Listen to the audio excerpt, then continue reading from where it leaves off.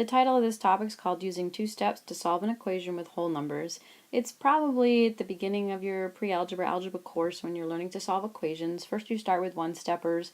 This will be a two-step process. To me, this is like the firm, solid foundation that everybody that ever wants to solve an equation or has to solve an equation in algebra, you need to know how to do this. This is any other methods that you'll use to solve equations will end up getting down to this where you have two steps left. So if you can nail this one, and then as things progress, you'll always end up coming back to this. And if you get good at these, like they'll be like a piece of cake. I am going to create another video. I'm going to teach this one in kind of the more traditional way. Probably 90% of the world uses this, but I found another way to help people solve equations using undo tables. So if you have looked at this video already, or you've tried it this way before and it just doesn't click with you, look for my other video. It's going to be using two steps to solve an equation with undo tables. To me, that can be a very logical, non-threatening way to solve an equation. I really like it. The last part of this topic I haven't talked about. It says with whole numbers. That means that we're really not going to be dealing with any negative numbers in these equations. The next video that I make about this with two steps, there will be a video out there that I'm going to make. That will be just with integers. Same method as what I'm teaching now. You just have to be aware of when you multiply with negatives, add or subtract with negatives, maybe divide with negatives. All right, let's just get right down to it. So I'm going to start with, let's see, 4v plus 17 equals 49. So why is it called two steps? We have two operations that are happening on our left-hand side of the equation. So we have some addition that's happening and we have some multiplication that's happening. Just as a quick aside, I drew a line through the equal sign. That tells me that there are, like, which side is which of the equation. The equal sign makes a left side and a right side.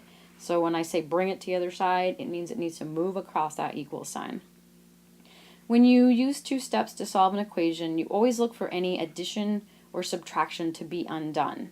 And right off the bat, if you look at our equation, 4v plus 17, we do have some addition that's happening and we need to undo it. So we undo the adding of the 17 by subtracting it. All right, and again, in your head, you just want to kind of double check. Plus 17 minus 17, do those cancel out? And they do. You just want to do that quick verbal, or at least in your head. If you subtract 17 from one side, you need to subtract 17 from the other. Everything you do to one side, you have to do to the other. I'm sure you've heard that before. So we're going to rewrite left-hand side. The only thing we have left now is 4v. Copy our equal sign. Let's see, when we subtract that, 9 take away 7 is 2, 4 take away 1 is 3. Now we have our last step to do. We're going to be undoing the multiplication that's occurring between the 4 and the v. And we undo multiplication by division. Show your work like that. Put the fraction bar, which is a division sign, and then the 4's will cancel out.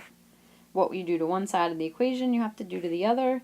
So now we have v equals, and 32 divided by 4 will be 8. So if you feel like this was a big process and you're not really confident that 8 is correct, we can totally check our answer. And that's the beauty of solving equations. You can always make sure that you're 100% right. I just rewrote the equation, and what I'm going to do is wherever I see the letter v, which is right there, I'm going to put in 8. So 4 times 8 plus 17, does that equal 49? And if I've done the right job in getting v equals 8, this will happen. So 4 times 8, we're using the order of operations and multiplying before we add. 4 times 8 gives us 32. And then 32 plus 17, 7 and 2 is 9. I do indeed get that 49 will equal 49, so that I know my answer is 100% correct. Let's try another one. All right, this one I'm going to choose. I'm going to kick it up a notch, right like on purpose. All right, again, two steps. Some people see the fraction right away, they pale, they run away, they scream. I get it. Fractions are very intimidating. But we're going to apply the same principles that we just did. There's two operations. The x is being divided, and then the x has something to add to it after it's divided. So two operations need to be undone. We always look for adding or subtracting. We have a plus 17. So we're going to start by subtracting 17. And we're doing that to both sides of the equation. So these are going to cancel out. A positive 17 minus 17 is gone. Now we have x over 2. Yep, that fraction's still like, it's leering at us. It's taunting us. We're going to get to it and we're going to show it who's boss. 29 take away 17. 9 take away 7 is 2. 2 take away 1 is 1. Okay, so I have x over 2 equals 12. Some people are really good at this sort of thing in their heads. They're like, some number divided by 2 will give me 12. Well, when I was learning algebra for the first time, I couldn't like think of it as friendly as that. Just tell me how to undo it and I'll undo it. So here's the deal. The 2 is dividing into the x. How do you undo division? You undo division with multiplication. You would show your work that way. You're multiplying by 2, you're dividing by 2. They immediately cancel out. That x is not going to be multiplied by 2 because the 2 is gone. What we do to one side of the equation, we need to do to the other side of the equation. So all we have left on the left-hand side is the x. 12 times 2 gives us 24. All right, let's just check our answer. We have 24 over 2 plus 17. Does that equal 29? So we do division first with order of operations. 24 divided by 2 gives me 12. And 12 plus 17, when I add those guys together, yep, 29 equals 29. That's perfect. So I like that I brought in the fraction fairly early. I don't know if you're in a situation where you have a textbook, they tend to throw them in pretty regularly. But don't panic, it's just an operation to be undone. I used to be terrified when I saw fractions, but when I had to undo them, I'm pretty good at multiplying. Dividing, not so much, but multiplying, I can do that any day of the week. Let's try another one. Okay, 4u plus 12 equals 88.